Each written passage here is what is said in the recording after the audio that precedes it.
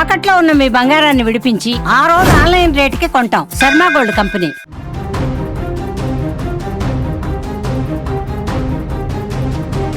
సంక్రాంతికి సొంతూర్లకు వెళ్లినటువంటి జనం ఇప్పుడు పట్నం బాట పట్టారు. దీంతో హైదరాబాద్ విజయవాడ నేషనల్ హైవే నిన్న భారీగా ట్రాఫిక్ జామ్తో రద్దీగా మారింది.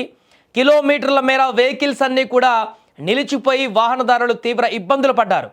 ఈ పరిస్థితుల్లో హైదరాబాద్ విజయవాడ జాతీయ రహదారిపైన పెద్దంబర్పేట రోడ్డు దగ్గర ప్రమాదం జరిగింది. ఆర్టీసీ బస్సు కారును ఢీకొట్టి రోడ్డుకు అడ్డంగా నిలిచిపోయింది. ప్రమాదానికి గురైనటువంటి ఆర్టీసీ బస్సును మరొక ఆర్టీసీ బస్సు వచ్చి వెనక నుంచి ఢీకొట్టడంతో కొంతసేపు అక్కడ గందరగోళం నెలకొంది. ఆర్టీసీ బస్సు హైదరాబాద్ నుంచి ఖమ్మం వెళ్తుండగా ఈ యొక్క ప్రమాదం చోటు చేసుకుంది.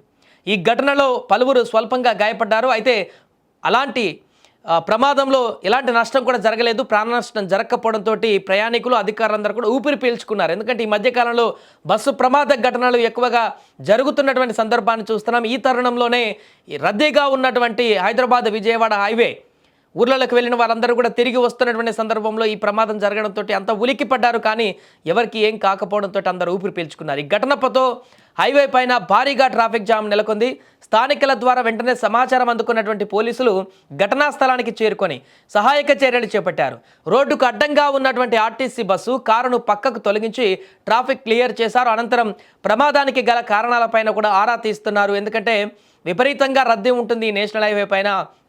దీని కారణంగా ప్రమాదాలు తరచూ జరుగుతున్నటువంటి సందర్భాన్ని చూస్తున్నాం. ఇప్పుడు ఈ నేషనల్ హైవేని ఎక్స్టెన్షన్ చేస్తున్నారు. అది ఇంకా వర్కింగ్లో ఉంది. అదే కాకుండా ఇంకొక విజయవాడకు నేషనల్ హైవే సమాంతరంగా వేస్తున్నటువంటి పరిస్థితి కూడా ఉంది. కానీ అవి పూర్తవడానికి ఇంకా చాలా సమయం పట్టే అవకాశం ఉంది. కాబట్టి ఆ లోపంతా కూడా మరలా అందరూ కూడా ఇదే దారిని ఉపయోగించేటువంటి పరిస్థితి ఉంటుంది. కాబట్టి పూర్తిగా ఈ పైన వాహనాల రద్దీ అనేది లోడ్ అనేది కనిపిస్తుంది ఈ రోడ్డు పైన.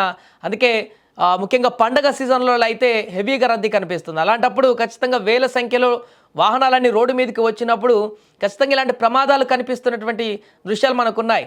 ముఖ్యంగా ఈ మంచు కూడా చలికాలంలో ఈ మంచు ప్రభావం కూడా ప్రమాదాలకు కారణమవుతుంది. చాలా ప్రాంతాలలో ఈ మంచు కారణంగా ప్రమాదాలు జరుగుతున్నటువంటి ఘటనలు నిత్యం చూస్తూనే ఉన్నాం ఎక్కడో ఒక దగ్గర. అలాంటి ప్రమాదమే ఇప్పుడు ఇక్కడ కూడా చోటు చేసుకుంది. మరి ఈ ప్రమాదం డ్రైవర్ తప్పిదాల కారణంగా జరిగిందా, లేకుంటే మంచు ప్రభావం ఏమన్నా ఈ ప్రమాదాల దగ్గర నెలకొని ఉందా, ఏ కారణాల చేత ప్రమాదం జరిగిందనేటువంటి పూర్తి వివరాలు కూడా ఆరా తీస్తున్నారు. కానీ ప్రమాదం జరిగి నార్మల్గానే అక్కడ ట్రాఫిక్ రోడ్ అంతా కూడా ట్రాఫిక్తో స్తంభించిపోతుంది. హెవీ లోడ్ తోటి వాహనాలన్నీ రావడంతో అలాంటిది ప్రమాదం జరిగి స్టక్ అయిపోతే ఇంకా పరిస్థితి ఎలా ఉంటుందో మనం ఊహించుకోవచ్చు. కిలోమీటర్ల మేరకు ట్రాఫిక్ జామ్ అయ్యేటువంటి అవకాశం ఉంటుంది. నిన్న జరిగింది కూడా అదే. ఆల్మోస్ట్ చాలా ప్రాంతాల వరకు కూడా ఈ యొక్క ట్రాఫిక్ అనేది క్లియర్గా కనిపించింది. కానీ ప్రమాదం తాలూకు విషయం తెలుసుకున్నటువంటి అటువైపు వెళ్ళే ప్రయాణికులందరూ కూడా ఒకసారి ఉలిక్కిపడ్డారు. అది కూడా బస్సు ప్రమాదం అనేసరికి ఒక ఆందోళన ప్రతి ఒక్కరికి కూడా.